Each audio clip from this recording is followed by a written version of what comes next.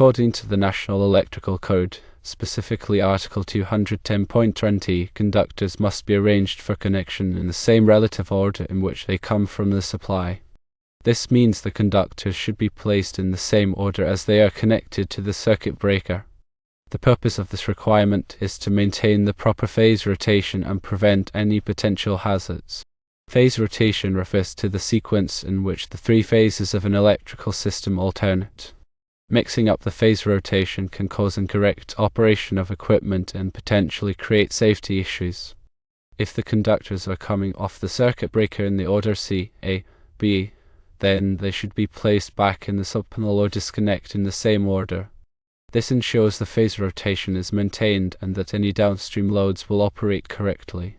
It does not matter how the phasing comes out of the main panel, as long as it is connected in the proper order of the subpanel or disconnect.